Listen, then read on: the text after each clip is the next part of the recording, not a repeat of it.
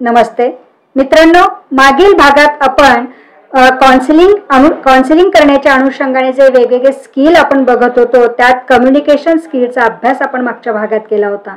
ह्या भागात आपण लिसनिंग स्किल जे आहे त्याबाबत सविस्तर माहिती घेणार आहोत। लिसनिंग स्किल म्हणजे आता लिसनिंग म्हणजे काय की लक्षपूर्वक ऐकणे। म्हणजे एखादी गोष्ट आपण ज्या वेळेला एखाद्या कृती करत असतो किंवा कुठेही आपण ज्या वेळेला जात असतो किंवा बघत असतो तर त्यावेळेला तुम्हाला ती बाब जी आहे ती चांगल्या पद्धतीने समजून घेणं आणि त्याच्यासाठी तुम्हाला लक्षपूर्वक म्हणजे कुठल्याही प्रकारचा डिस्टर्बन्स न येता एक विशिष्ट प्रकारचा कॉन्सन्ट्रेशन ठेवून आपल्याला ते स्किल जे आहे ते ॲक्वायर करायचं असतं। मग आता लिसनिंग स्किल मध्ये नेमकं काय आहे, काय करायचं आहे की ज्या वेळेला तुम्ही लिसनिंग स्किल जे आहे हे अप्लाय करणार आहात ॲज अ काउन्सिलर म्हणून, तर सगळ्यात महत्त्वाचा भाग म्हणजे पुढे आणखी जो आहे तो प्रश्न प्रकार जो आहे। आपण मागच्या भागात शिकलो होतो की वेगवेगळ्या प्रकारचे प्रश्न जे आहेत ओपन एंडेड असेल, क्लोज एंडेड असेल, क्रिएटिव्ह क्वेश्चन्स वगैरे असतील किंवा एस्नो टाइप वगैरे क्वेश्चन्स असतील, तर अशा वेगवेगळ्या प्रकारचे क्वेश्चन्स जे आहेत, कारण आता एक लक्षात घ्यायचं आहे की इथे मग तेच प्रकार वापरायचे का असं नाहीये, तर तुम्ही तुमच्या प्रश्नांच्या स्वरूपामध्ये सुद्धा बदल करू शकता आहात। शेवटी महत्त्वाचा जो भाग आहे म्हणजे आपला मेन पॉइंट काय आहे, फोकस तुम्हाला कशावर करायचं आहे, तर या व्यक्तीची समस्या तुम्हाला जाणून घ्यायची आहे, त्याला बोलतं करायचं आहे आणि त्या सगळी माहिती जी आहे त्याच्याकडून तुम्हाला काढून घ्यायची आहे। आणि म्हणून या लिसनिंग स्किल मधला सगळ्यात महत्त्वाचा पार्ट जो आहे तो क्वेश्चनिंग म्हणजे प्रश्न त्या व्यक्तीला जे आहे ते तुम्हाला विचारायचे। प्रश्नांचा एकदम भडीमार सुद्धा आपल्याला करायचा नाहीये, अगदी सोप्या पद्धतीने एकाच वेळेला एकाच उत्तर तुम्हाला कसं मिळेल असाच प्रश्न जो आहे तो तुम्हाला तिथे विचारायचा आहे। कुठल्याही प्रकारचा संदिग्धपणा जो आहे त्या प्रश्नामध्ये आपल्याला नको आहे। दुसरा जो काही भाग आहे तर तो आहे त्याला प्रोत्साहन द्या, एनकरेज करा। आपण प्रश्न विचारत असताना त्याला नेमकं समजलं आहे की नाही हे पण जरा बघायचं आहे आणि त्याला माहिती त्याच्याकडून काढून घेण्याच्या अनुषंगाने थोडं त्याला प्रोत्साहित करा। प्रश्न जर त्याला समजला नसेल तर निश्चितच त्याला त्या प्रश्नाच्या वेगळ्या भाषेमध्ये सुद्धा तुम्हाला त्याचं रूपांतरण करून सांगता येणं अतिशय गरजेचं आहे। म्हणजे कुठेतरी त्याला मोटिवेट करा आणि जेणेकरून त्याला त्याच्यातलं जे काही आतलं जे काही लपलेलं आहे किंवा जे काही दडपण त्याच्या मनावर आहे ते मात्र कसं कमी करता येईल हे या स्किल मध्ये अतिशय महत्त्वाचं आहे। कारण जोपर्यंत तुम्ही त्या समोरच्या व्यक्तीला एनकरेज करत नाही की आता प्रश्न विचारत असताना पण एक भाग लक्षात ठेवायचा आहे की अगदी त्याच्याकडे रोखून बघणं किंवा कुठल्याही प्रकारचा आविर्भाव आपण चेहऱ्यावर आणणं किंवा आपलं गेस्चर वेगळ्या प्रकारे करणं असं उपयोगाचं नाहीये। तर त्याला अगदी सहजरित्या ओघवतेपणाने त्याला तो प्रश्न जो आहे किंवा ती समस्या जी आहे ती तुमच्यापर्यंत पोहोचवता यावी अशा पद्धतीने त्याच्याशी तुम्हाला प्रश्न विचारणं किंवा कम्युनिकेशन करणं अतिशय गरजेचं आहे की जेणेकरून त्यालाही उत्तर देताना कुठेतरी त्याला प्रोत्साहन त्याच्यातून मिळणार आहे। त्यानंतर पुन्हा आणखी पॅराफ्रेजिंग जी आहे हा जो टप्पा आहे हा प्रत्येक स्किल मध्ये तुम्हाला येणार आहे, कारण प्रत्येक वेळेला आपले शब्द जे आहेत हे शब्दांचा अर्थ समोरच्याला समजेल असं नाहीये, तर मात्र तुम्हाला त्याच्या भाषेमध्ये किंवा दुसऱ्या वेगळ्या भाषेमध्ये त्याला ज्या पद्धतीने समजेल अशा भाषेमध्ये तुम्हाला त्या प्रश्नाचं रूपांतर जे आहे ते करून सांगणं अतिशय गरजेचं आहे की जेणेकरून त्याला नेमकं काय समजतं आहे। कारण आपल्याला एखादा शब्द माहिती आहे तो शब्द त्याला परिचितच असेल असं नाहीये, म्हणून त्याला समजेल अशा पद्धतीने तुम्ही त्याचं रूपांतर जे आहे ते करून सांगणं अतिशय गरजेचं आहे। आणि त्यानंतर तुम्ही ज्या वेळेला त्याच्या भाषेमध्ये एखाद्या प्रश्नाचं किंवा एखादी बाब ज्यावेळेला तुम्ही त्याला विचारत आहात आणि त्याचं ज्या वेळेला लक्षात येतं की त्याला नेमकं काय सांगायचं आहे त्यावेळेला त्याच्या भावना नेमक्या काय होतात ते म्हणजे ते सांगत असताना आपल्याला एक लक्षात घ्यायचं आहे की त्या व्यक्तीच्या भावना कशा आहेत, प्रफुल्लित होत आहेत का की पुन्हा त्याला कुठेतरी कमीपणा वाटतो आहे किंवा त्याच्यामध्ये न्यूनगंडता तुम्हाला वाटते आहे, म्हणजे कुठेतरी त्याचं रिफ्लेक्शन काय येत आहे। म्हणजे एखादा शब्द उच्चारल्यानंतर त्याच्या चेहऱ्यावरचे एकूणच गेस्चर जे आहेत हे तुम्हाला नेमके कसे दिसतात आहे, तर ते म्हणजे काय आहे, रिफ्लेक्टिंग फिलिंग. म्हणजे त्याला म्हणजे तुम्ही ज्यावेळेस उच्चारत आहात त्याला ज्या वेळेला सांगणं इतपत सोपं करून देत आहात आणि त्यानंतरची त्याची सांगत असतानाची जी काही प्रतिक्रिया असेल किंवा आतले त्याची इमोशन्स वगैरे जे आहेत तर त्याला काय जाणवतं ते विचारल्यानंतर त्याला काय फील होतंय, काय टच होतंय त्याच्या मनाला, हे तुम्हाला काय करायचं आहे, जाणून घ्यायचं आहे. आणि त्यानंतर तुम्ही ह्या सगळ्या बाबींचा एकूणच त्याचं कन्क्लुजन करायचंय किंवा सारांश रूपी ते मांडायचं आहे. म्हणजे अशा टप्प्याने तुम्हाला ज्या वेळेला तुम्ही जाणार तर त्यावेळेला निश्चितच एक लिसनिंग स्किल जे आहे हे चांगल्या प्रकारे तुम्हाला तिथे वापरता येईल. कारण शेवटी जोपर्यंत तुम्ही काळजीपूर्वक ते ऐकत नाही तोपर्यंत तुम्हाला त्या समस्येला उत्तर सुद्धा देता येणार नाही किंवा त्या समस्येचं सोल्युशन जे आहे किंवा त्या व्यक्तीला त्या समस्येतून बाहेर सुद्धा तुम्ही काढू शकत नाही आहात. आणि या अनुषंगाने तुम्हाला हे लिसनिंग स्किल जे आहे ते म्हणजे ऐकत असताना तुम्हाला ह्या सगळ्या टप्प्यातून काय करायचं आहे, जायचं आहे. त्यानंतर लिसनिंग म्हणजे ऍक्टिव्ह लिसनिंग म्हणजे काय आहे. कारण शेवटी जेव्हा तुम्ही एखाद्या व्यक्तीला काही सांगत काही विचारत असतात आणि त्याच्याकडनं तुम्ही जेव्हा एखादी माहिती जाणून घेत असतात तर त्यावेळेला त्या व्यक्तीसमोर तुम्हाला कशा पद्धतीने बसायचं आहे किंवा तुम्ही कशा पद्धतीने त्याचं तुमच्याही चेहऱ्यावरचे हावभाव जे आहे ते सुद्धा कसं असणं गरजेचं आहे. अगदी कम्फर्टेबल समोरच्याला वाटेल अशा पद्धतीने आपली बैठक जी आहे ती सुद्धा कसं घेणं गरजेचं आहे. आणि म्हणून नुसतं लिसनिंग करायचं नाहीये तर तुम्हाला ऍक्टिव्ह लिसनिंग सुद्धा करायचं आहे. म्हणजे काय की नुसतंच काळजीपूर्वक ऐकायचं आणि जे हा ठीक आहे माझ्या लक्षात आलेलं आहे एवढं म्हणून उपयोगाचं नाहीये, तर तुम्ही त्याला प्रतिसाद सुद्धा देत आहात की समोरच्या व्यक्तीचं म्हणणं जे आहे ते म्हणणं समजून घेतल्यानंतर तुम्ही सुद्धा काहीतरी कृतीमध्ये तुम्ही काहीतरी दर्शवत आहात आणि म्हणून त्याला आपण काय म्हणत असतो, ऍक्टिव्ह लिसनिंग. मग आता ते ऍक्टिव्ह लिसनिंग म्हणजे नेमकं काय आहे.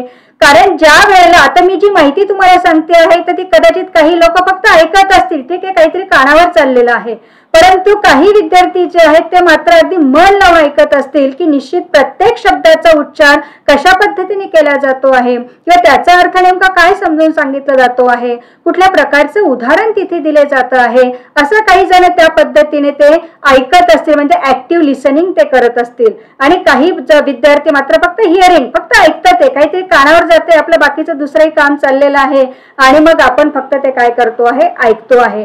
मग हे ऍक्टिव्ह लिसनिंग जे आहे हे हिअरिंग पेक्षा निश्चितच काय आहे, वेगळं आहे. म्हणजे नुसतं ऐकण्यापेक्षा निश्चितच काय आहे, वेगळेपणा त्याच्यामध्ये आहे. त्याच्यामध्ये एक विशिष्ट प्रकारची अर्थपूर्णता आहे. त्याच्यामध्ये समोरच्याच्या भावना ज्या आहेत किंवा त्याच्या मनातल्या ज्या काही संकल्पना आहेत त्या संकल्पना समजून घेण्या इतपत कॅपॅसिटी जी आहे ती ऍक्टिव्ह लिसनिंग मध्ये आहे. आणि म्हणून नुसतं हिअरिंग म्हणजे नुसतं ऐकणं नाहीये तर ते ऐकण्यापेक्षा त्याच्यामध्ये काहीतरी वेगळेपण आहे. त्याच पद्धतीने ज्या वेळेला तुम्ही लिसनिंग करता म्हणजे ऍक्टिव्ह लिसनिंग ज्या वेळेला करत असतात तर विशिष्ट प्रकारची एनर्जी तुम्हाला तिथे अपेक्षित असते किंवा तुमच्याकडे स्किल्स वेगळे असणं गरजेचं आहे. आणि शिवाय तुम्ही त्याला कमिटेड आहात.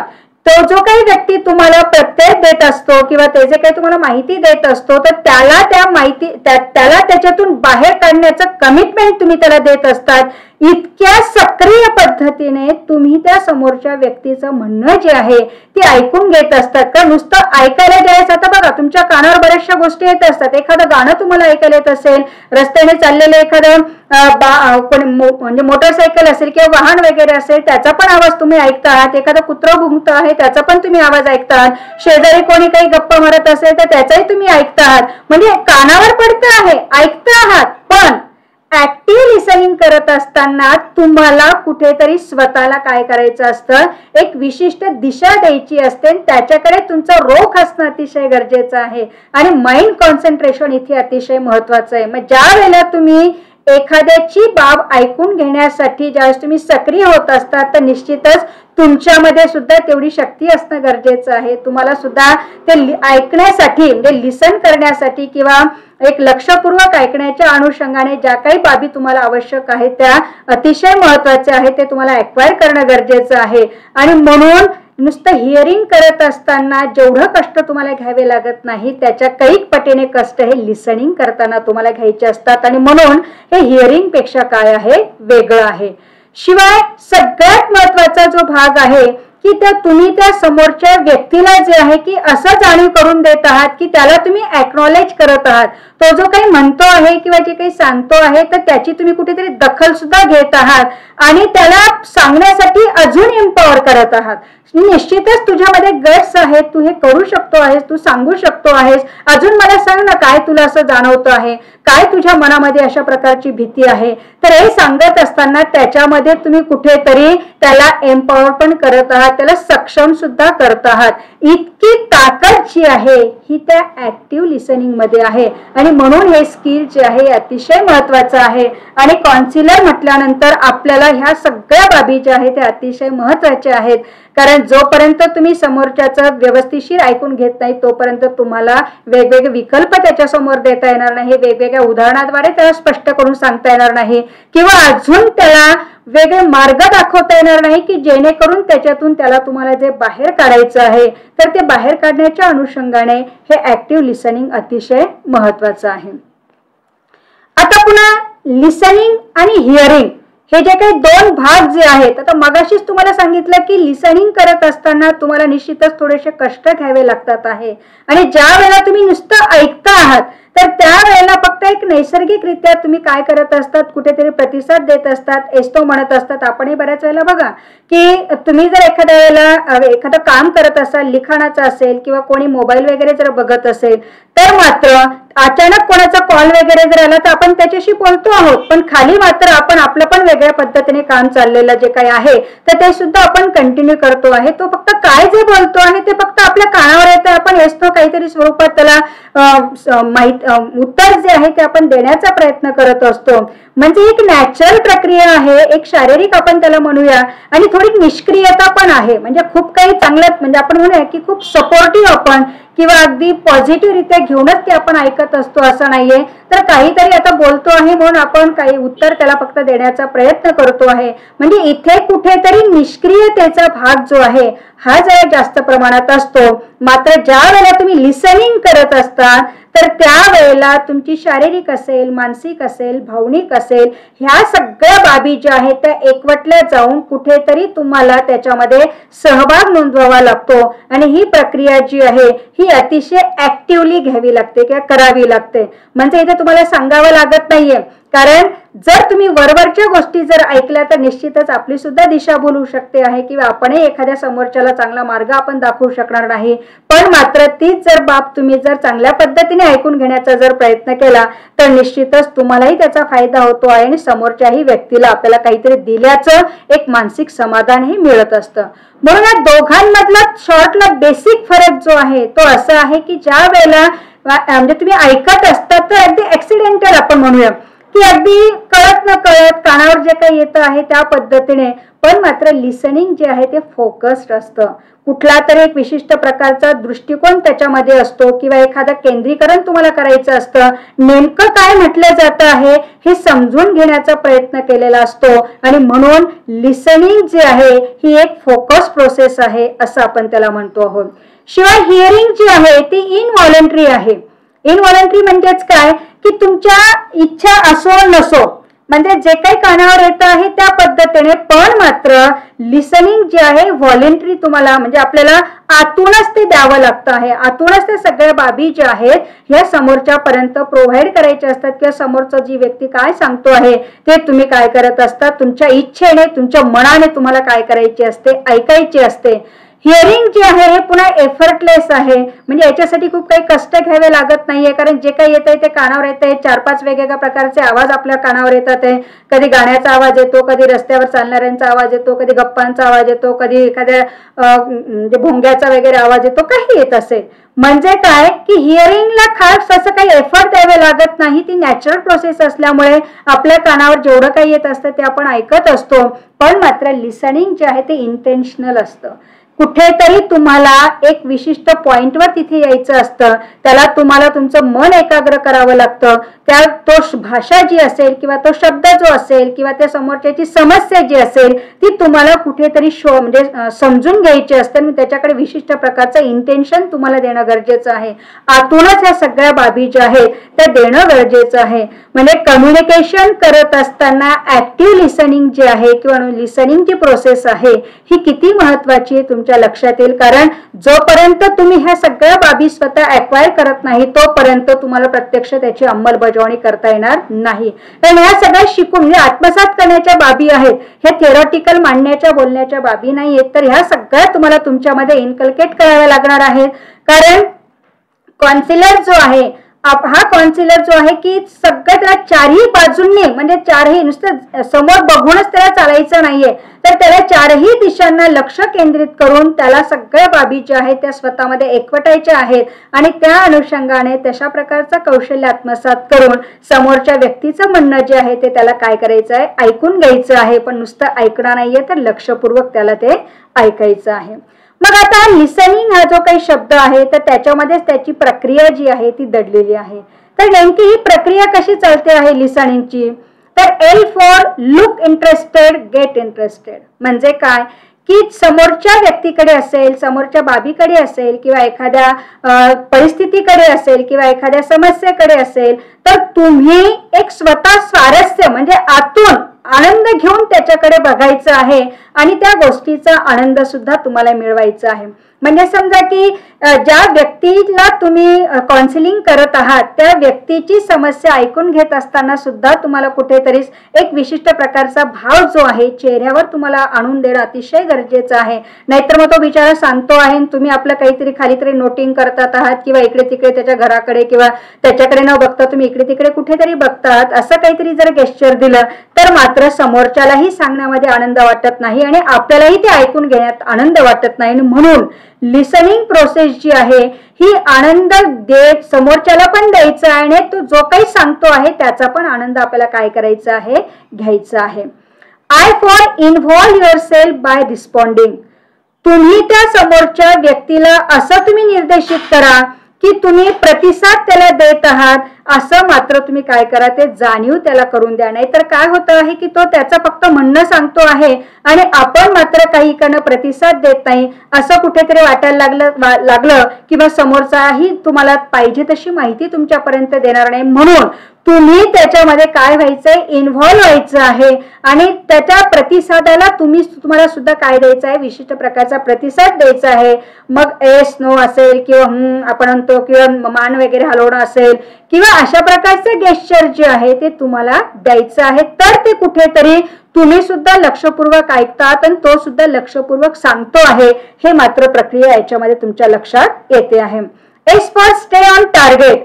लक्षात घ्या, ज्या समस्येच्या संबंधित तुम्ही माहितीही त्या समोरच्या व्यक्तीकडनं जमा करत आहात तर त्याच्यावर तुम्हाला लक्ष केंद्रित करणं अतिशय गरजेचं. तुमचं ध्येय काय आहे की त्या व्यक्तीला त्याच्यातून बाहेर काढायचं आहे. मग ती समस्या त्याला कुठलीही असो, दैनंदिन जीवनातली त्याची समस्या असो किंवा इतरही त्याची व्यावसायिकदृष्ट्या समस्या असो, कौटुंबिक समस्या असो, समस्याही कुठल्याही असणार आहेत, शैक्षणिक असेल, सामाजिक असेल, कुठलीही समस्या जी आहे ती असेल, ती मात्र तुम्हाला ऍज अ काउन्सिलर म्हणून ज्यावेळेस तिचं निराकरण करायचं असेल तर तुम्हाला त्या बाबीवर एक लक्ष केंद्रित करणं गरजेचं आहे किंवा तुम्हाला एक विशिष्ट प्रकारचं ध्येय ठेवणं गरजेचं नाही. तर हा ठीक आहे, आता ऐकलं, मग पुढे काय असं त्याला विचारत बसण्यापेक्षा आपल्याला अगदी मर्मावर त्याचं बोट ठेवायचं आहे, त्याचं बरोबर मूळ तुम्हाला शोधून काढायचं आहे आणि त्यामुळे तुम्हाला त्याचं म्हणजे तुम्हाला एक टार्गेट ठेवावं लागणार आहे. नाहीतर मग काय होईल की भारंभार माहिती जी आहे ती एकाच वेळेला म्हणजे एक ना धड भाराभर चिंदे आपण जसं म्हणतो,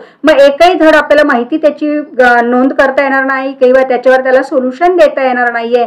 म्हणून आपणही त्या पद्धतीने तेवढ्या तत्परतेने आपण त्याच्यापर्यंत पोहोचण्यासाठी विशिष्ट प्रकारचं ध्येय जे आहे ते तुम्हाला डोळ्यापुढे ठेवणं अतिशय महत्वाचं आहे आणि त्याच्यावर तुम्ही कॉन्सन्ट्रेट होणं गरजेचं आहे. त्याच पद्धतीने T for test your understanding. तो समोरचा नेमका काय सांगतो आहे हे तुम्हाला समजतं आहे का, तुम्हाला लक्षात येतं आहे का, त्याची भाषा तुम्हाला समजते आहे का, याच्यासाठी स्वतःला काय करायचंय, टेस्ट करायचं आहे. टेस्ट करायचं म्हणजे काय की पुन्हा वेगवेगळ्या प्रकारचे टेस्ट वापरायचे आहेत का, तर तसं नाहीये. तर निश्चितच तुम्हाला जर त्याची बाब जर ज्यावेळेस समजून घेत असतात तर त्यावेळेला काही प्रश्न उपप्रश्न निश्चितच निर्माण होत असतात. कदाचित तुम्हाला ती समजला आहे किंवा नाही आहे हे सुद्धा तुम्ही त्याला विचारू शकतात. म्हणजे टू वे कम्युनिकेशन करून तुम्ही स्वतःला काय करू शकता, चाचपून बघतायत की तुला हे म्हणायचं आहे, हे असंच आहे ना, म्हणजे हेच तुला माहिती मला सांगायची आहे ना, ही समस्या तुला जाणवते आहे ना, म्हणजे मला जे समजलं तर ते तुला ह्या पद्धतीने सांगायचं होतं का, असं तुम्ही त्याला टू वे कम्युनिकेशन करून ती माहिती जी आहे ती तुम्हाला काढून घेण्याच्या अनुषंगाने स्वतःला काय करायचे, टेस्ट करायचे. ते तो सांगतो वेगळा, तुम्ही ऐकता वेगळा आणि त्याचा मतितार्थ वेगळा निघतो आहे किंवा इंटरप्रिट तुम्ही वेगळं करतात, असं होता कामा नये. तर त्याला जे सांगायचंय तेही तुम्हाला समजणं अतिशय गरजेचं आहे. जर तुम्हाला समजलं तरच तुम्ही काय करू शकतात, सोल्युशन हे देऊ शकता. If or evaluate the message, म्हणजे त्याच्याकडनं जी काही माहिती तुमच्यापर्यंत पोहोचलेली आहे त्याचं मूल्यांकन सुद्धा तुम्हाला करता येणं गरजेचं आहे. नाहीतर काय होईल की तुम्हाला त्याचं इव्हॅल्युएट जर करता आलं नाही, कारण म्हणणं एक असतं आणि प्रत्यक्षात कृती ही वेगळी असते, तुम्हाला त्याच्यावर वेगळ्या प्रकारचं इम्प्लिमेंटेशन सुद्धा करायचं आहे. मग ह्या सगळ्या बाबींचं कोऑर्डिनेशन ठेवण्याच्या अनुषंगाने तुम्हाला तुमच्यापर्यंत जी काही माहिती पोहोचलेली आहे त्याचं इव्हॅल्युएशन तुम्हाला करायचं आहे. म्हणजे जी आपण पहिली फ्रेम जी बघितली की लिसनिंग जी प्रोसेस आहे किंवा लिसनिंग बेसिक लिसनिंग स्किल जे आहेत, क्वेश्चनिंग आहे किंवा तुम्ही एनकरेज त्याला करता आहात किंवा त्यानंतरची पुढची प्रक्रिया जी आहे, अशा पद्धतीने तुम्ही कुठेतरी त्याचा एक विशिष्ट प्रकारचा शेवटपर्यंत किंवा एखाद्या कन्क्लुजन पर्यंत पोहोचता आहात आणि म्हणून तुम्हाला ती माहितीचं इव्हॅल्युएशन करता येणं गरजेचं आहे, कारण तुम्हाला पण कुठल्या तरी एका विशिष्ट प्रकारच्या निष्कर्षापर्यंत पोहोचायचं आहे. M for neutralise your feeling. आता लक्षात घ्या, समोरचा व्यक्ती बऱ्याच वेळेला सांगताना त्याच्या मनावरच्या भावना ज्या आहेत त्या अनावर सुद्धा कदाचित होत नाहीत. सांगताना त्याला कधी कधी रडायला सुद्धा येत असेल, कधी कधी त्याच्या चेहऱ्यावरचे गेस्चर जर बघितलं की समोरच्याला असं वाटतंय की हा आत्ता मला दोन म्हणजे गालत मारेल की काय, अशी सुद्धा त्याची कदाचित भावना असेल. त्याचे हातपाय वगैरे असतील किंवा त्याच्या डोळ्यांची ठेवण असेल किंवा त्याचे अगदी आपण म्हणूया स्नायू सगळे आखडले जाणं असेल. अशा आविर्भावात ज्या वेळेला तुम्हाला कदाचित तो सांगण्याची शक्यता आहे, कारण शेवटी तो समस्याग्रस्त आहे, त्याची समस्या समोरच्याला सांगत असताना त्याच्या भावना ज्या आहेत त्या सुद्धा त्याच्यामध्ये येत असतात आणि म्हणून तो जर रडायला लागला किंवा त्याने जर काही थोडंसं असं आपण म्हणूया की अगदी इमोशनली काही सांगितलं तर आपणही लगेच त्याचं इमोशनली होऊन आपणही लगेच व्हायचं नाही, तर आपण थोडं तटस्थ राहायचंय. आपल्या भावनांवर नियंत्रण ठेवता येणं अतिशय गरजेचं आहे. निश्चितच त्याचे जे काही दुःख आहे ते दुःख आपण सुद्धा समजून घेतच आहोत, पण मात्र त्याच्या दुःखात त्याच्या बरोबर जर तुम्ही सामील लगेचच झालात तर मात्र मग तुम्हाला अपेक्षित माहिती जी आहे ती माहिती त्याच्याकडनं मिळणार नाही आणि म्हणून थोडंसं तुम्हाला तटस्थ राहावं लागेल. आणि हे बघ, तुला हे अशा पद्धतीचं जाणवत आहे, कदाचित सांगताना त्याचा त्रागा पण असेल, सांगताना त्याचं वेगळं इमोशन पण असेल, कुठल्याही भावना असू शकतात ते, तर मात्र म्हणजे भीतीदायक सुद्धा असेल, रागीट पद्धतीने पण असेल किंवा अगदी आक्रस्ताळेपणाने पण असेल किंवा अगदी शांतपणाने पण असेल, कुठल्याही प्रकारच्या भावना त्याच्या चेहऱ्यावर असू शकत आहेत. म्हणून आपण त्याच्या भावनासोबत आपणही वाहत जायचं नाहीये, तर आपण थोडं तटस्थ भूमिकेत राहायचं आहे आणि पण मात्र त्याला आपण ऐकतो आहोत, आपण समजून घेत आहोत, तुझं जे म्हणणं आहे ते माझ्या लक्षात येत आहे, अशा प्रकारचं गेस्चर जे आहे ते आपण देणं अतिशय गरजेचं आहे. कारण शेवटी समोरचा व्यक्ती कुठेतरी आपल्यावर विश्वास ठेवून ती माहिती देत असतं आणि म्हणून ती माहिती सुद्धा आपणही ज्या वेळेला स्वीकारत असतो किंवा त्याच्या नोंदी घेत असतो तर त्यावेळेला आपल्याला सुद्धा थोड्याशा बाबी ज्या आहेत त्या लक्षात घेणं गरजेचं आहे. कारण आपल्या पण वेगवेगळ्या सवयी असतात, लगेच सगळ्या सवयी आपल्या जात नाही, पण मात्र काउन्सिलर म्हणून तुम्ही ज्या वेळेला आता बाहेर येणार आहात तर तुम्हालाही काहीतरी स्वतःमध्ये बदल घडून आणणं अतिशय गरजेचं आहे. आणि अशा पद्धतीने ही लिसनिंग प्रोसेस जी आहे ही त्या शब्दामध्येच कशी दडलेली आहे तुमच्या लक्षात आता आलेलं असेल. कारण ह्या सगळे वेगवेगळे टप्पे आहेत, याच्यात खूप काही अजून बाबी निघू शकत आहेत. तुम्हाला जर ज्यावेळेला तो शब्द चांगल्या पद्धतीने अवगत झाला तर कदाचित तुम्ही त्याचा अर्थ तुमच्या पद्धतीने सुद्धा काढू शकता आहात. कारण ही शेवटी प्रोसेस आहे, प्रोसेस तुम्ही कशा पद्धतीने ऍक्वायर समजून घ्यायची आहे हा प्रत्येकाचा भाग वेगळा आहे. आणि त्याच्यामुळे ऐकत म्हणजे लिसनिंग ज्यावेळेला तुम्ही करत असतात किंवा ज्यावेळेला तुम्ही हे स्किल ज्यावेळेला इम्प्लिमेंट करत असतात तर त्यावेळेला अशा प्रकारची प्रोसेस जी आहे ती होत असते, हे मात्र तुम्ही लक्षात घेणं अतिशय गरजेचं आहे. आता ऍक्टिव्ह लिसनिंग जे आहे तर ऍक्टिव्ह लिसनिंग करत असताना तुम्हाला नेमकं काय करायचं आहे की समोरच्या व्यक्तीचे भाव जे आहेत आता इथे एक लक्षात घ्या, ऑब्झर्वेशन जे आहे तुमचं अतिशय पॉवरफुल असणं गरजेचं आहे. आणि तुम्हाला सांगितलं की काही बाबी ज्या आहेत त्या तुम्हाला नोटिंग करणं सोपं जात नसेल तर तुम्ही त्याचा व्हिडिओ सुद्धा काढू शकतात, पण असं नाही की अगदी त्याच्या चेहऱ्यापुढे बसून वगैरे असं नाहीये. तर आपण अगोदरच त्याची थोडीशी म्हणजे आपण तयारी करायची आहे आणि त्या तयारीच्या अनुषंगाने आपलं त्याचं जे कम्युनिकेशन आहे कळत न कळत आपल्या त्याच्या भावना ज्या आहेत त्या समजून घेण्याच्या अनुषंगाने आपण अगोदरच त्याच्या कुटुंबियांशी बोलून तशा पद्धतीने पोझिशन आपण त्या कॅमेऱ्यासमोर कसं येऊ, तर असं बरोबर तुम्ही त्याचं हे म्हणजे कॅमेऱ्या मध्ये स्वतः रेकॉर्ड करू शकतात. पण मात्र त्याला असं जाणवू द्यायचं नाही की तुझं रेकॉर्डिंग होतं आहे, नाहीतर मग होईल काय की तुम्हाला जी अपेक्षित आहे ती माहिती तुम्हाला मिळणार नाहीये. आणि म्हणून त्याच्यापासून खूप लपवायचं पण नाहीये आणि त्याला खूप असं दर्शवायचं पण नाहीये, पण कळत न कळत तुम्हाला काही बाबी त्याच्या जर नोंदी तुम्हाला आवश्यक असतील तर मात्र तुम्ही अशा पद्धतीचा पर्याय जो आहे तो अप्लाय करू शकतात. पण मात्र त्याच्या कुटुंबियांची साथ तुम्हाला घ्यायची आहे किंवा त्याचे जे काही म्हणजे त्याचा जो काही परिवार आहे त्याच्या जे काही सोबतीचे जे आहेत तर त्यांना कुठेतरी तुम्हाला विश्वासात घ्यावं लागणार आहे. आणि म्हणून त्याच्या ज्या काही एक्सप्रेशन्स आहेत त्याचे जे काही भाव जे आहेत ते तुम्हाला बारकाईने टिपून घेणं अतिशय गरजेचं आहे. आणि म्हणून तो जे नेमकं काय सांगतो आहे त्याच्यावर लक्ष केंद्रित करता आलं पाहिजे आहे. त्यानंतर तुम्हाला त्याचा जे काही डिस्ट्रॅक्शन्स येतात म्हणजे सांगत असताना म्हणजे तो ज्यावेळेला तुम्हाला एखादी माहिती ज्यावेळेला सांगत असते तर मध्ये वेगवेगळ्या प्रकारचे असे डिस्ट्रॅक्शन्स वगैरे येऊ शकतात, अडथळे वगैरे येऊ शकतात, काही विक्षेप वगैरे येऊ शकतात. मग काही असतील ते भौतिक असतील किंवा मानवी असतील, कुठले पण विक्षेप असू शकतील, पण त्याला सुद्धा तुम्हाला प्रतिकार करता आला पाहिजे. म्हणजे तुम्हाला थोडंसं एक ड्युएल म्हणजे आपण भूमिका तुम्हाला घ्यायची आहे की समोरच्याला बाहेरही काढायचं आहे आणि समोरच्या सोबत आपल्याला आतही जास्त शिरायचं नाहीये, हे बाब मात्र लक्षात घ्यायचं आहे. आणि जे काही डिस्ट्रॅक्शन येतील त्याला तुम्हाला सामोरं जायचं आहे, त्याला विशिष्ट प्रकारे प्रतिसाद तुम्हाला द्यायचा आहे किंवा त्याचा प्रतिकार सुद्धा तुम्हाला करायचा आहे.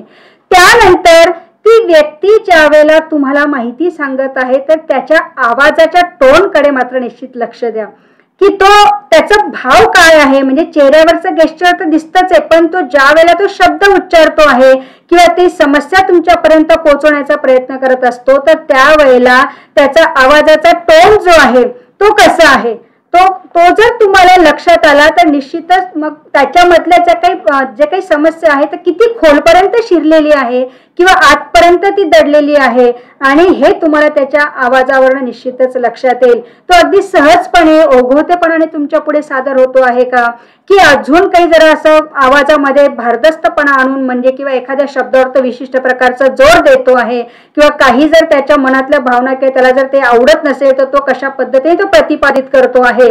तर हे मात्र तुम्ही लक्षात ठेवायचं आहे की त्याचा आवाज कसा वाढतो आहे का की कमी होतो आहे की मध्यम स्वरूपाचा आहे की गंभीर स्वरूपाचा आहे की तीव्र स्वरूपाचा आहे, असं तुम्हाला काय करायचं आहे ते समजून घ्यायचं आहे. त्याच पद्धतीने तो ज्यावेळेला तुमच्या पुढे सादर होत आहे तर त्याचे भावनांचे संकेत नेमके काय देतात हे पण बघणं गरजेचं आहे. की बरेच आता मगाशी मी तुम्हाला सांगितलं आहे की तो थोडासा रागीट आहे का की थोडा अगदी सहजपणे बोलतो आहे की त्याला सांगायचं म्हणून ती एखादी माहिती तुमच्यापर्यंत देतो आहे. कदाचित बऱ्याच वेळेला ते चतुर पण असतात बरं का, कारण तुम्हाला खरोखर ती माहिती सांगायची की नाही हे पण त्यांनी ठरवून ठेवलेलं असतं. म्हणून तुमच्याकडे त्याच्याकडनं माहिती काढून घेण्याचं स्किल मात्र तुमच्याकडे असणं गरजेचं आहे की जेणेकरून त्यालाही लक्षात येईल की अरे मला हे सांगणं यांना गरजेचंच आहे, पण मात्र तेही तुम्हाला खूप चांगल्या पद्धतीने चाचपून बघतात म्हणून खरीच माहिती तुमच्यापर्यंत पोहोचवतील अशी सुद्धा शक्यता नाही. म्हणून त्यांच्या भावना नेमक्या काय आहेत, त्यांना काय जाणवतं आहे ह्याचे संकेत सुद्धा लक्षात घेणं गरजेचं आहे. आणि इतका बारीक बारीक पैलू जे आहेत, बारीक बारीक गोष्टी ज्या आहेत त्या तुम्हाला ह्या लिसनिंग स्किलच्या माध्यमातून एक्वायर करायचे आहेत. म्हणजे लिसन म्हणजे आता फक्त इथे कानाचाच भाग आला का नाहीये, तुम्हाला ऑब्झर्वेशन पण त्याचं चांगलं ठेवायचं आहे किंवा तुम्हाला त्याचे गेस्चर्स वगैरे ते पण लक्षात ठेवणं गरजेचं आहे किंवा तो हावभाव कशा पद्धतीने करतो आहे ते पण लक्षात ठेवणं गरजेचं आहे. म्हणजे एकूणच तुमचं ओव्हरऑल जे आहे हे सगळं निरीक्षणांवर अवलंबून आहे. निरीक्षण तुमचं किती पॉवरफुल आहे हे त्यामध्ये तुम्हाला बघायचं आहे. त्यानंतर ज्या वेळेला ती माहिती तुमच्यापर्यंत देत असतो तर त्यावेळेला तो काही शब्द गाळतो आहे का, काही शब्द माहिती देण्याचा टाळाटाळ तो करतो आहे का किंवा काही असं विकृत भावना त्याच्या मनामध्ये दिसते आहे का, की डायरेक्टली तो अशा पद्धतीने मला अशी अशी समस्या जाणवते आहे असं तो म्हणतो आहे का. म्हणजे ह्या सगळ्या कृती ज्या आहेत त्या बघणं अतिशय गरजेचं आहे आणि ते ऍक्टिव्ह लिसनिंग मध्ये तुम्हाला ते करून घेणं गरजेचं आहे, की कारण या सगळ्या बाबी महत्वाच्या आहेत. एखादी माहिती सांगत असताना बऱ्याच वेळेला व्यक्ती आपल्यालाच डिस्ट्रॅक्ट करत असतो आणि आपलं लक्ष आहे की नाही हे तो चाचपून बघतो, मध्ये दुसरा विषय पण तो सुरू करून देण्याची शक्यता असते. आणि म्हणून ह्या सगळ्या बाबी ज्या आहेत त्या तुम्हाला अवलोकन करणं अतिशय महत्वाचं आहे. त्याच पद्धतीने त्याची आपण म्हणूया की अगदी बोधात्मक बाब जी आहे त्याची किंवा भावनिक त्याची थीम जी आपण म्हणूया ती नेमकी काय आहे हे पण लक्षात ठेवणं अतिशय गरजेचं आहे. कारण हे सगळ्यांमध्ये जवळपास कॉमन असतं, पण मात्र तो कशा पद्धतीने आपल्या पुढे प्रतिसाद तो त्याचा देत आहे किंवा कशा पद्धतीने तो आपल्याला ती माहिती सांगण्याचा प्रयत्न करत आहे. मग याच्यामध्ये अवास्तवपणा जास्त आहे का, की अमूर्त कल्पना त्याच्यामध्ये जास्त दिसत आहे, की तो वास्तव काही सांगतो आहे. ह्या सगळ्या बाबी ज्या आहेत ह्या सगळ्या त्याच्या ह्या एकूणच गेस्चर मध्ये आपल्याला काय करता येतात, लक्षात येतात. आणि म्हणून हे ऍक्टिव्ह लिसनिंग आपल्याला अतिशय महत्वाचं आहे. मग ज्यावेळेस तुम्ही लिसनिंग करत असतात म्हणजे ज्या वेळेला समोरची व्यक्ती तुम्हाला एखादी माहिती सांगत असते तर तुम्हाला व्हर्बल लिसनिंग आणि नॉन व्हर्बल लिसनिंग सुद्धा करायचं असतं. म्हणजे काय, की ज्या वेळेला तो व्यक्ती तुम्हाला काही सांगत आहे तर तुम्ही त्याला इंटरेस्ट दाखवा. म्हणजे काय, की अरे तू जे सांगतो आहे ना ते मला खरंच आनंद वाटतोय. म्हणजे आता त्याची ती समस्या आहे पण एक लक्षात घ्यायचं आहे, पण मात्र त्याला ज्या भाषेमध्ये त्याला व्यक्त व्हायचं आहे किंवा ज्या भावनेने तो तुमच्या पुढे सांगतो आहे, ज्या एक विशिष्ट प्रकारच्या प्रेरणेने तुमच्या पुढे तो सांगतो आहे, तर मात्र तुम्हालाही थोडंसं व्हर्बल लिसनिंग जे आहे म्हणजे तुम्हाला त्याला दाखवायचं आहे की इंटरेस्ट दाखवायचं म्हणजे काय, की हो मला तुला खूप इंटरेस्ट येतोय बरं का, असं काहीतरी वेगळं गेस्चर नाही करायचंय, की त्याला थोडंसं एक जाणव समोरच्याला फील होऊ द्या की हे आपल्यातलेच कोणीतरी आहेत आणि मी जे सांगतोय हे त्यांना लक्षात येत आहे आणि तुम्ही कुठल्याही प्रकारची टाळाटाळ त्याची करत नाही आहात हे तुम्ही लक्षात घ्यायचं आहे. त्या पद्धतीने तुम्ही हळूहळू त्याच्यात इंटरेस्ट घेऊन माहिती पण जमा करायची आहे. मग त्या माहितीचं नोटिंग तुम्ही कसं करायचंय तुमच्यावर अवलंबून आहे.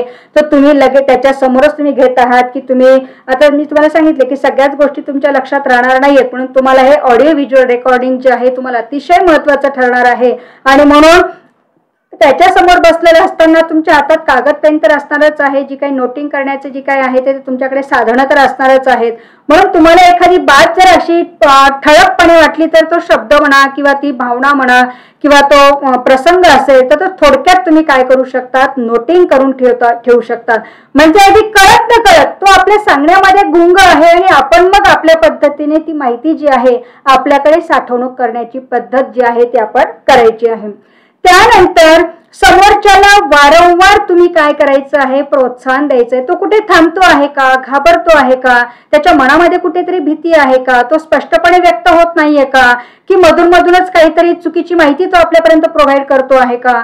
म्हणजे अशा ह्या सगळ्या बाबी होण्याची शक्यता आहे आणि म्हणून त्याला जेवढ्या जास्तीत जास्त समस्येतून त्याला लवकर बाहेर काढण्याच्या अनुषंगाने जेवढं ती समस्या सांगण्यासाठी परावृत्त करता येईल तेवढं तुम्ही त्याला प्रोत्साहन देण्याचा अतिशय प्रयत्न हा करायचा आहे. शिवाय तो जे काही सांगतो आहे हे सुद्धा तुम्ही समजून घ्या. बऱ्याच वेळेला काय होतं की आपण लगेच प्रतिक्रिया देतो की नाही असं नाहीये ते असं आहे, असं नाही लगेचच सांगायचं. त्याचं सगळं तुम्हाला ऐकून घ्यावं लागणार आहे आणि त्याचं सगळं ऐकून घेतल्यानंतर मग तुमच्या प्रतिक्रिया ज्या आहेत त्या तुम्हाला समोरच्याला द्यायच्या आहेत. आणि म्हणून त्याच्या ज्या काही सांगण्यातलं जे काही मत असेल किंवा सांगण्यातला जो काही ओघ असेल किंवा त्याचा जो काही मतितार्थ जो आहे त्याची जी काही आयडिया आहे त्या अनुषंगाने ते तुम्हाला समजून घेणं अतिशय गरजेचं आहे.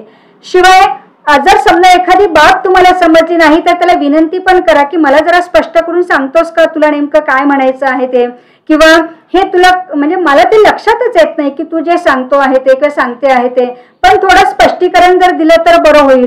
मग एखादा प्रसंग तो सांगू शकेल किंवा एखादं उदाहरण घेऊन तो सांगू शकेल किंवा त्याच्या बाबतीत घडलेली एखादी घटना जी आहे त्याचा आधार घेऊन ती तुम्हाला स्पष्ट करून सांगेल. म्हणजे जर तुम्हाला लक्षात आलं नाही तर तुम्ही अशा पद्धतीचं व्हर्बल लिसनिंग करणं म्हणजे तुम्ही खरोखर लक्षपूर्वक ऐकता आहात, त्याचं म्हणणं जे आहे तुम्ही समजून घेत आहात असं तुम्हाला त्याला निश्चितच दाखवायचं. हे नुसतं वरवर दाखवायचं नाही तर मनातून दाखवायचं. आणि म्हणून जर काही बाब समजली नसेल तर तुम्ही त्याला स्पष्टीकरण द्यायला सुद्धा काय करू शकतात, विनंती करू शकता.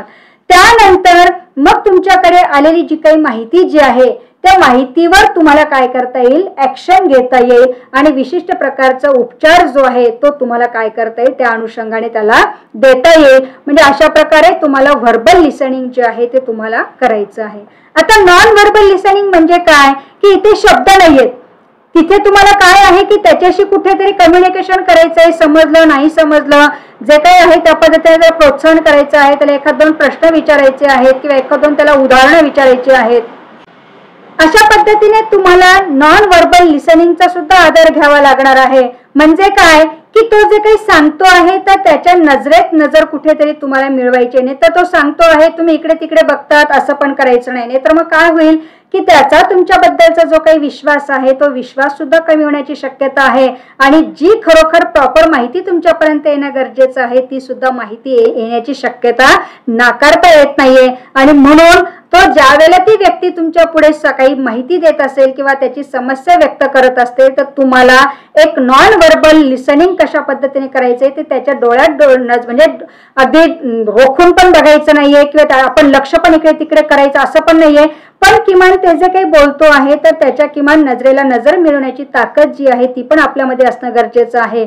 आणि मग समोरच्याच्या नजरेत नजर मिळून जर आपण ऐकत असाल तर समोरच्याला पण सांगण्यामध्ये एक विशिष्ट प्रकारचा उत्साह येत असतो. शिवाय बऱ्याच वेळेला काय होतं की आपण कळत न कळत आपल्या हातून काहीतरी ऍक्शन होते. आपल्या हातात पेन असेल तर आपण पेन सारखं हलवत असू किंवा तोंडात वगैरे काहीतरी घालत असू किंवा काहीतरी आपल्या हातात जे काही गोष्ट आहे तर ते कुठेतरी त्याला डिस्ट्रॅक्ट करण्याचा जे काही आहे ते प्रयत्न करत असतात. तर मग त्यावेळेला तुम्ही ते सुद्धा ऐकून घेणं गरजेचं आहे.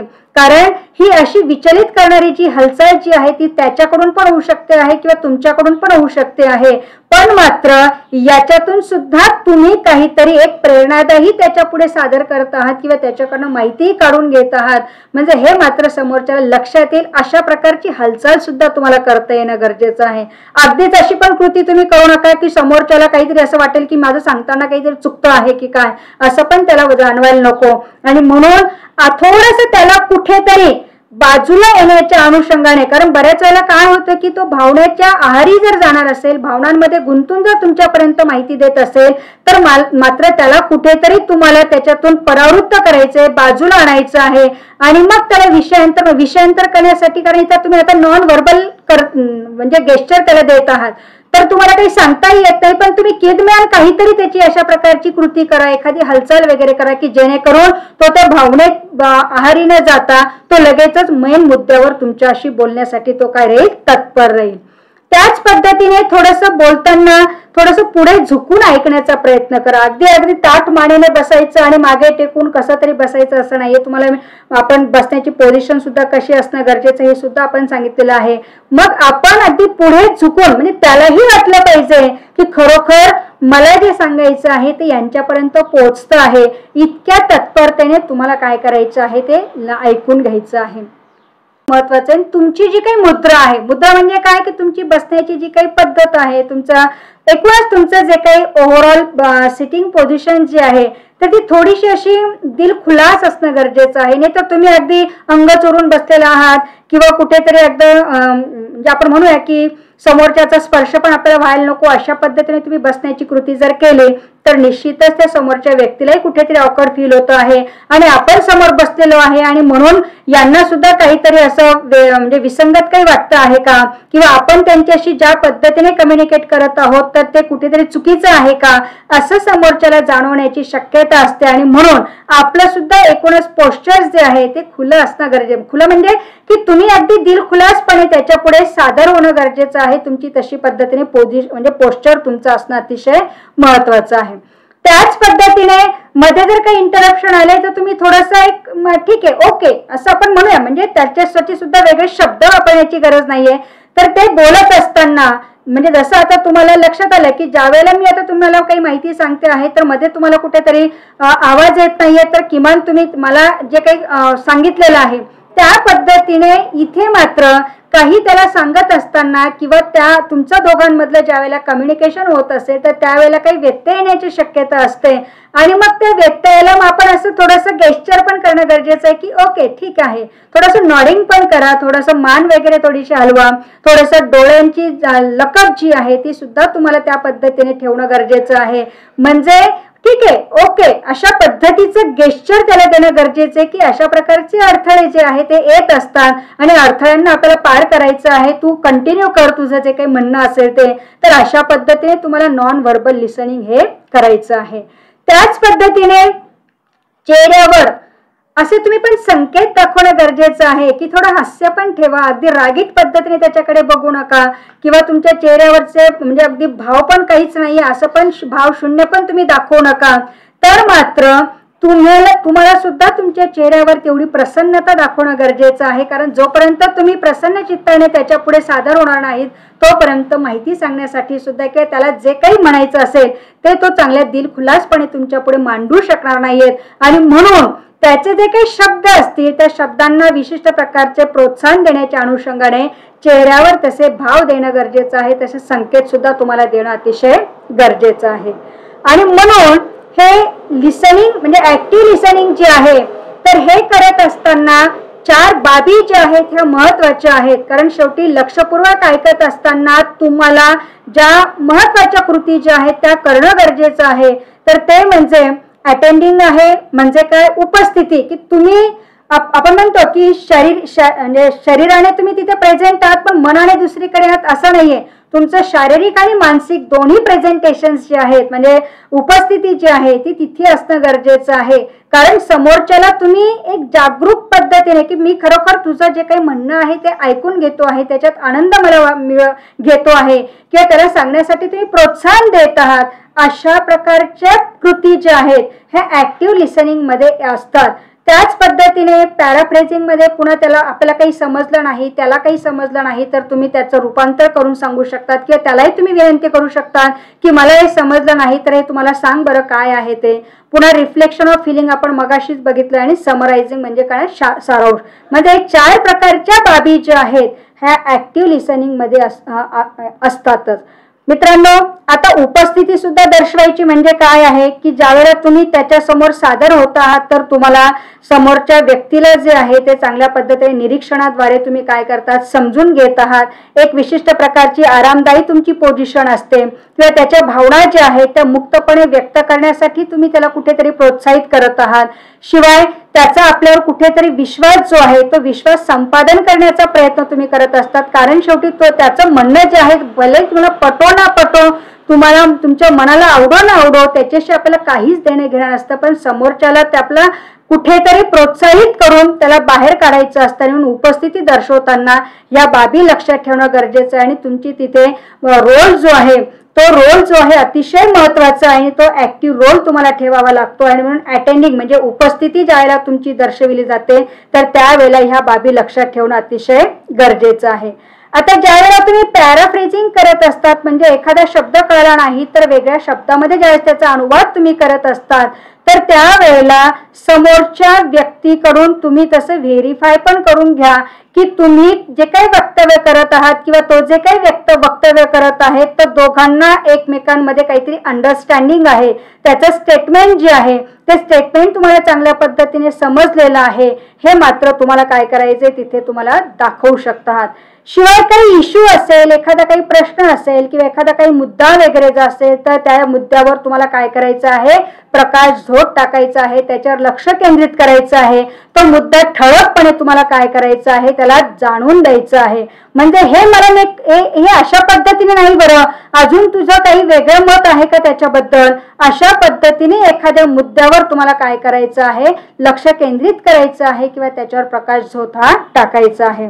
शिवाय तो जे काही तुम्हाला सांगतो आहे त्याला रिअलाइज करून द्या की तू जे काही सांगतोय ना ते सगळं काही मला समजतं आहे, पण मात्र मधून मधून तुम्ही त्याला काय करत आहात, चाचपून बघायचं आहे किंवा तो खरोखर बरोबर माहिती देतो आहे की नाही हे तुम्हाला समजून घ्यायचं आहे. आणि म्हणून मधूनच आपण विचारू शकतात की अरे मला हे नाही लक्षात येते, जरा सांग बरं. म्हणजे अशा पद्धतीने समोरच्याला मधून मधून तुम्ही काय करू शकतात, चाचपून बघू शकतात. म्हणजे आपल्याला त्याला रिअलाइज करून द्यायचं आहे की कॉन्सिडरला तुम्ही जे काही सांगितलेलं आहे ते समजतं आहे, हे मात्र त्याला तुम्हाला काय करायचंय, रिअलाइज करून द्यायचं आहे. शिवाय जे काही म्हणणं आहे ते सुद्धा तुम्हाला काय करायचं आहे, स्पष्ट करायचं आहे. कारण शेवटी आपल्याला इथे समस्येतून बाहेर यायचं आहे, समस्या पुन्हा निर्माण करायच्या नाहीयेत. आणि म्हणून जेवढी स्पष्टता तुमच्यामध्ये असेल तेवढं आणणं गरजेचं आहे. आणि महत्वाचा बाब म्हणजे काय आहे की जे काही वास्तविक जे आहे, रिलेव्हंट जे आहे, ज्याच्यात तथ्य आहे त्यावर मात्र लक्ष केंद्रित करून त्या बाबी तुम्ही पण आणि त्या समोरच्याने पण समजून घेण्याच्या पद्धतीने काय करायचं आहे, प्रयत्न तुम्हाला करायचा आहे. शिवाय भावनांचं म्हणजे रिफ्लेक्शन ज्यावेळेला तो ज्यावेळेला सांगत असतो एखादी माहिती, तर त्यावेळेला त्याच्या भावना समजून घेण्याच्या अनुषंगाने निश्चितच जे काही समजलं आहे की नाही हे अचूकपणे आपल्यालाही काय करायचं आहे, तपासून बघणं गरजेचं आहे. कारण शेवटी काय आहे की तो ज्या पद्धतीने आपल्या पुढे व्यक्त होतो आहे त्या भावना योग्यच असतील असं नाहीये. कदाचित त्याच्या मनातलं जे दडपण आलेलं असेल, मनात जे काही साठलेलं असेल ते बाहेर आणण्याच्या अनुषंगाने कदाचित त्याचं तसं रिफ्लेक्शन असेल. पण मात्र आपण या बाबी समजून घेणं अतिशय गरजेचं आहे. काही वेळा काय होतं की ती व्यक्ती जर अगदी प्रभावीपणे किंवा अगदी आतून तुमच्या पुढे सादर होत नसेल, माहिती जर देण्याची कुठेतरी टाळाटाळ ती करत असेल, तर तुम्हाला कुठेतरी सक्ती सुद्धा करावी लागते आहे. नाही, मला हे समजलंच पाहिजे आहे, मला हे सांग की कशा पद्धतीने हे घडलेलं आहे. हे कुठेतरी तुम्हाला त्याच्यावर थोडीशी कधीतरी सक्ती पण करायची वेळ येण्याची शक्यता आहे. कारण त्याशिवाय तो व्यक्ती जी आहे ती प्रॉपर माहिती जी आहे ती तुमच्यापर्यंत देऊ शकत नाहीये. शिवाय पुन्हा एक महत्वाचं आहे की त्याच्याबद्दल तुम्हाला काय वाटतं आहे, त्याच्याबद्दलच्या तुमच्या भावना ज्या आहेत त्या चांगल्याच आहेत असं वाटू द्या, त्याला समजू द्या. शिवाय त्याच्या भावनांबद्दल पण तुम्ही जागरूक आहात किंवा आपण एकमेकांशी कशा पद्धतीने जोडले गेलेलो आहोत, आपण आपल्या एक विशिष्ट प्रकारचं बॉन्डिंग आहे, अशा प्रकारच्या भावना ज्या आहेत त्या तुमच्या ऍक्टिव्ह लिसनिंग वरनं हे रिफ्लेक्शन तुमचं येणं अतिशय महत्वाचं आहे. आणि सगळ्यात शेवटचा भाग म्हणजे समरायझिंग, म्हणजे सारांश. म्हणजे ज्यावेळेला तुम्ही हे सगळं ऐकून घेत आहात तर त्या पद्धतीने तुम्हाला त्याचं एक कन्क्लुजनवर तुम्हाला यायचं आहे. तर त्याच्यासाठी तुम्ही जेवढे काही सेशन्स आयोजित केलेले असतील त्या समस्या समजून घेण्याच्या अनुषंगाने, तर त्या प्रत्येक सेशन्सवर तुम्हाला लक्ष केंद्रित करणं अतिशय गरजेचं आहे की त्याने पहिल्या सेशनला काय माहिती दिली होती, दुसऱ्या सेशनला काय माहिती दिली होती. सेशन इन द सेन्स तुमचे सिटिंग्स कशा ठरतात की त्या समस्येच्या अनुषंगाने तुम्ही एकमेकांसमोर किती वेळेला सादर होत असतात, तर त्या बाबी तुम्ही लक्षात घेणं अतिशय गरजेचं आहे. आणि मग मात्र समोरच्याला त्या पद्धतीने तुम्ही काय कराल की तुम्हाला कशा पद्धतीने तुम्ही त्याचं परसेप्शन केलेलं आहे तर त्याची माहिती सुद्धा तुम्हाला समोरच्याला देणं अतिशय गरजेचं आहे. शिवाय एखाद्या वेळेला असं पण करावं लागेल तुम्हाला की ज्यावेळेला तुम्ही अस्तित्वाची ज्यावेळेला माहिती देता किंवा कबुली तुम्ही देत असतात, तर त्यावेळेला जो विषय जो मेन आहे, जो तुम्ही हाताळलेला आहे त्याच्यापासून लक्ष तुमचं विचलित होता कामा नये, त्याच्यावर लक्ष केंद्रित करणं गरजेचं आहे. कारण शेवटी जेव्हा तुम्ही एखाद्या रिपोर्टिंग, आता बघा ज्यावेळेला तुम्ही वेगवेगळ्या प्रकारच्या टेस्टिंग कराल, लोकांकडनं माहिती ती जमा कराल, त्याचे इंटरप्रिटेशन तुम्ही कराल आणि एक विशिष्ट मुद्द्यावर तुम्ही त्याचा निष्कर्षप्रत जेव्हा येतात की येस या समोरच्या व्यक्तीच्या मध्ये अशा प्रकारची भावना तुम्हाला दिसते किंवा चिंतेचं प्रमाण अशा पद्धतीचं दिसतं आहे किंवा त्याची बुद्धिमत्ता आपल्याला अशी दिसते आहे की त्याचा बुद्ध्यांक इतका आहे, हे तुम्ही अगदी एका शब्दात शेवटी जे आहे त्याचा निष्कर्ष काढता. पण ते निष्कर्षापर्यंत पोहोचण्यासाठी तुम्हाला या सगळ्या वेगवेगळ्या टप्प्यातून जे आहे ते जावं लागतं आणि याच्यासाठी तुम्हाला प्रॉपर नोंदी घेणं अतिशय महत्वाचं आहे. शिवाय अगदी सेशन संपवताना, सेशन किंवा तुमची सिटिंग जी आहे किंवा तुम्ही त्या विषयाचा सगळं माहिती घेतल्यानंतर जे काही तुम्ही त्याच्यावर इम्प्लिमेंट करणार आहात आणि इम्प्लिमेंट केल्यानंतर तुम्हाला जे काही त्याच्यामध्ये जे काही बदल दिसणार आहेत, तर ते बदल करत असताना ज्या शेवटापर्यंत तुम्ही येणार आहात तर तिथे सुद्धा कुठेतरी तुम्हाला एक लॉजिक वापरावं लागणार आहे. लगेच सडन असं सांगता येणार नाही की येस आता ही सिटिंग आपली झाली, आजची आपली बैठक संपली, इथे आपलं हे सगळं संपलेलं आहे असं आपण सांगायचं नाही. अगदी हळूवारपणे शेवट कुठे झाला हे सुद्धा त्याच्या लक्षात येता कामा नये इतक्या तत्परतेने आणि इतक्या मार्मिकतेने तुम्हाला तुमच्या सेशन असेल, तुमची सिटिंग्ज असतील किंवा तुम्ही त्या समस्येचं जेवढंही काही त्याच्यावर इम्प्लिमेंट केलेलं असेल आणि त्याच्या मुळापर्यंत तुम्ही गेलेला असाल, तर ते मात्र सॉल्व्ह करत असताना आणि आता सॉल्व्ह होतं आहे, आता लास्ट स्टेप आहे, या पद्धतीने तुम्हाला त्याचं समरायझिंग करत असताना सुद्धा एक लॉजिक वापरणं अतिशय गरजेचं आहे. आणि सगळ्यात महत्त्वाचं जे आहे ते समोरच्या व्यक्तीला जे आहे ते तुम्हाला काय करायचंय, क्लेरिफाय करायचंय. आपणही बाबी कुठल्याही प्रकारच्या लपवून ठेवता कामा नये. नाहीतर मग आपण काय करू, समोरच्याची समस्या ऐकून घेतल्यानंतर त्याला जे काही आपण प्रोसेसमध्ये आपण आणणार आहोत आणि त्याच्यावर जे उपचार केल्यानंतर जे काही आपल्याला निदर्शनास येईल, तर मग आपणही लगेच सगळ्या त्या बाबी ज्या आहेत लपवून ठेवायच्या नाहीत. बारीक बारीक गोष्टी ज्या आहेत ते त्याच्या कुटुंबियांनाही सांगायच्या आहेत आणि मग हळूवारपणे तो जेव्हा समजून घेण्या इतपत त्याची क्षमता येईल समोरच्याची, तर त्यावेळेला त्याला सुद्धा तुम्हाला काय करायचं, समजावून सांगायचं आहे आणि त्याचा अर्थ काय आहे किंवा जे काही मला सांगायचं आहे तुला, तर ते स्पष्ट करून सुद्धा सांगणं अतिशय महत्वाचं आहे. शिवाय समुपदेशकाला सगळ्याच बाबी तुमच्या लक्षात येत आहेत असं पण तुम्हाला काय करायचं आहे, ते जाणीव त्याला करून द्यायची आहे. म्हणजे अशा पद्धतीने तुम्हाला संपूर्ण बाबीची जी आहे ती एक सारांश जो आहे तो तुम्हाला काढायचा आहे आणि विशिष्ट पद्धतीने त्याचा प्रगतीचा जो काही अहवाल जो आहे तो अहवाल त्याला घरच्यांसमोर तुम्हाला काय करायचं आहे, चांगल्या पद्धतीने सादर करायचा आहे. म्हणजे अशा रीतीने तुम्हाला हे ऍक्टिव्ह लिसनिंगद्वारे सुद्धा समोरच्याची समस्या समजून घेऊन त्याच्यावर तुम्हाला उपचार वगैरे देऊन त्याच्यावर तुम्हाला जेवढे काही सेशन्स तुम्हाला जेवढे काही तुमच्या सिटिंग्स होतील त्या पद्धतीने सगळ्या बाबी त्याच्यावर अप्लाय केल्यानंतर तुम्ही निष्कर्षापर्यंत पोहोचणार आणि निष्कर्ष तुम्हाला एकदा मिळाले की समोरच्या व्यक्तीला तुम्ही काय करणार आहात, स्पष्टपणे हे सांगणार आहात. म्हणजे अशा पद्धतीने हे लिसनिंग स्किल जे आहे हे किती महत्त्वाचं आहे. एक छोटासा संदेश मी आपल्याला देऊ इच्छिते आहे की speak in such a way that others love to listen to you and listen in such a way that others love to speak you. म्हणजेच काय की तुम्ही अशा पद्धतीने समोरच्या व्यक्तीशी बोलायचं आहे की जेणेकरून त्याला आपलं म्हणणं जे आहे ते लक्षपूर्वक ऐकायला निश्चितच आवडेल. नाहीतर बऱ्याच वेळेला काय होतं की व्यक्ती काहीतरी बडबड करते, कानावर जाते, फक्त हिअरिंग करत आहात.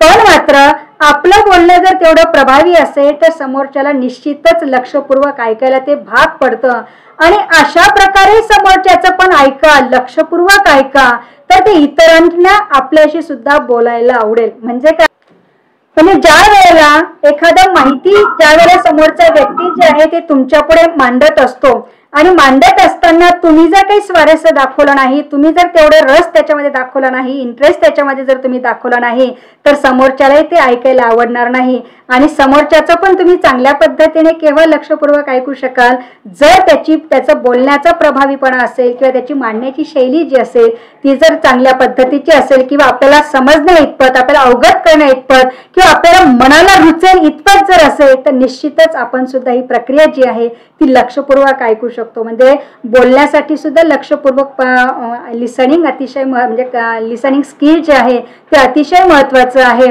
आणि लक्षपूर्वक ऐकण्यासाठी सुद्धा लिसनिंग स्किल जे आहे हे किती महत्त्वाचं आहे आता आपल्या लक्षात आलं असेल. कारण काउन्सिलर म्हणून ह्या काही बाबी ज्या आहेत त्या लक्षात ठेवणं गरजेचं आहे. ते मुद्दे अतिशय महत्त्वाचे आहेत आणि हे स्किल जे आहेत हे तुम्हाला शेवटी ॲक्वायरच करायचे आहेत. थेरॉटिकली सगळ्याच बाबी तुमच्या लक्षात नाही येणार आणि म्हणून तुम्ही हे सगळं व्यवस्थित मतितार्थ जो आहे तो समजून घ्या आणि याच्यासाठी तुम्ही एखादी समस्या घेऊन त्यावर तुम्ही ती प्रतिक्रिया करून बघा. हे ज्या टप्प्यातून तुम्ही जात आहात हे टप्पे तुम्ही आजमावून बघा. कारण हे काही प्रयत्न जे आहेत तुम्हाला वैयक्तिकरित्या जे आहेत ते स्वतःच करावे लागणार आहेत.